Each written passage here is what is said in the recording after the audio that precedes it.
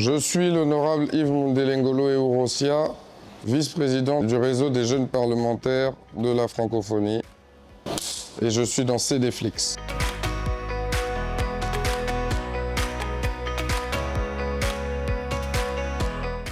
Qu'est-ce qui m'a donné envie de rentrer en politique? Je suis tombé dedans un peu depuis tout petit, comme Obélix. J'ai vécu, j'ai grandi dans un environnement très politique et cela a suscité en moi une vocation, une envie de m'investir dans ce domaine-là, d'être utile au plus grand nombre, d'influencer les politiques publiques et d'être au service de mon pays, voire du monde. Fort de cela, j'ai décidé de m'engager. Il est vrai qu'on peut être utile et servir son pays de plusieurs des manières. La politique n'est pas le seul moyen de pouvoir impacter la vie des gens, mais c'est le moyen qui me plaît, c'est le moyen par lequel je m'épanouis et c'est le moyen que j'ai choisi. Je dirais que c'est un atout. Un atout pourquoi? Parce que nous avons l'obligation tout de suite de nous hisser au niveau de nos pairs parlementaires, parce que à ce niveau-là, il n'y a pas de différence entre jeunes ou vieux, nous sommes des parlementaires. Et voilà, donc nous, jeunes, nous rentrons dans un monde qui est déjà constitué, qui est déjà codifié. Donc c'est un atout pour pouvoir essayer de coopter et de nous inspirer de l'expérience de ceux qui sont déjà là, de battre en brèche leurs stéréotypes sur notre manque d'expérience. Mais également, c'est l'occasion pour nous de nous former et montrer ce dont nous sommes capables à côté des autres. Donc pour moi, c'est un atout. J'estime qu'il faut s'engager dans la vie publique très jeune. J'estime qu'il faut s'investir très tôt.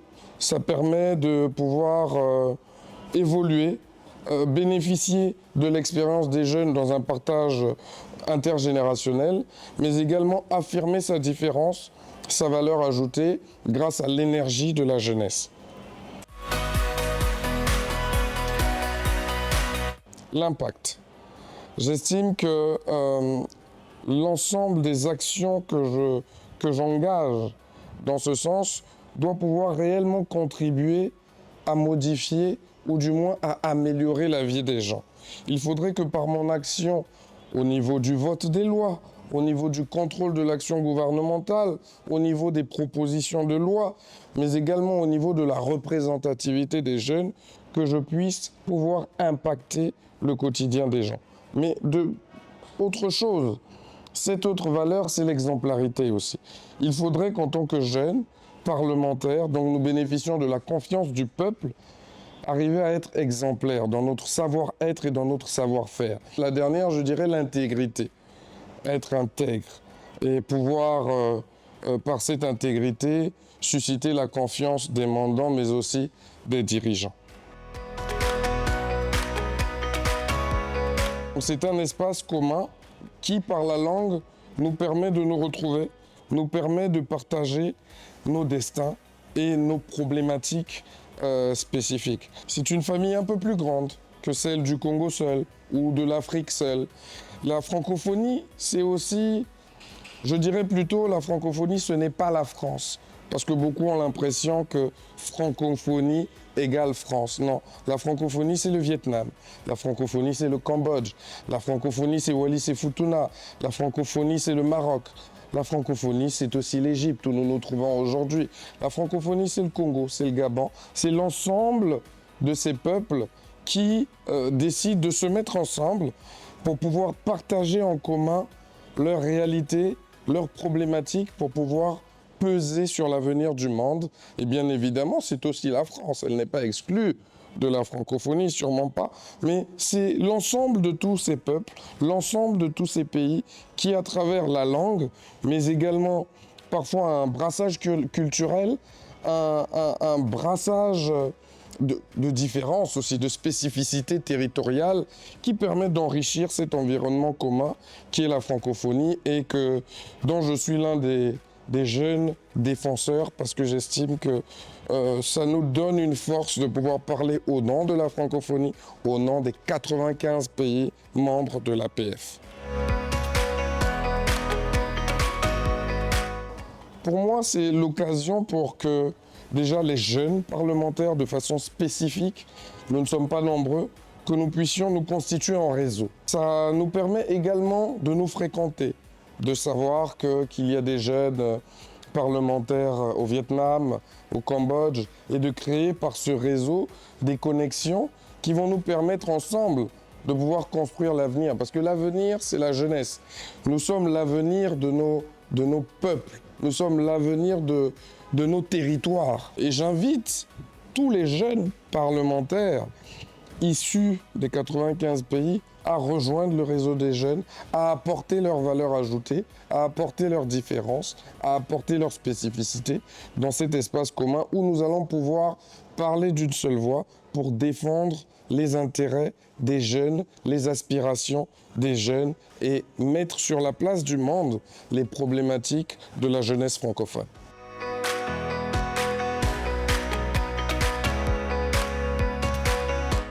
Oui, la République du Congo va connaître une élection en 2026, en mars 2026. Et bien évidemment, la place de la jeunesse va être au cœur de cette élection. Pourquoi ? En République du Congo, 76% de la population est jeune. Et 62% de la population a moins de 25 ans.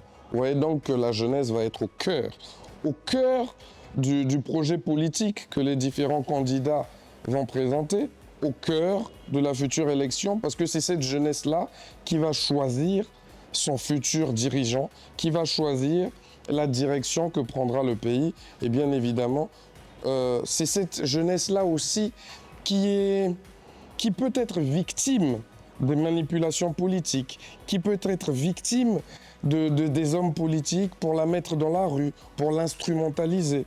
Donc la jeunesse, pour cette future élection, sera au cœur de l'élection. C'est elle qui donnera le blanc-seing, au futur président, j'ai envie de dire. Et j'espère qu'elle choisira un homme d'expérience, un homme qui a déjà fait des gestes envers la jeunesse pour pouvoir la mettre au cœur du projet politique et de la République du Congo. Le mot de la fin, c'est de dire à la jeunesse de la francophonie de rejoindre le réseau des jeunes. Mais au-delà de ça, c'est de dire à la jeunesse francophone d'oser. Il faut qu'elle ose. Il faut qu'elle se fasse confiance. Il faut qu'elle s'engage. Il faut qu'elle décide elle-même de l'avenir de la francophonie. Il faut que cette jeunesse s'implique. Et donc, je fais cet appel. Venez.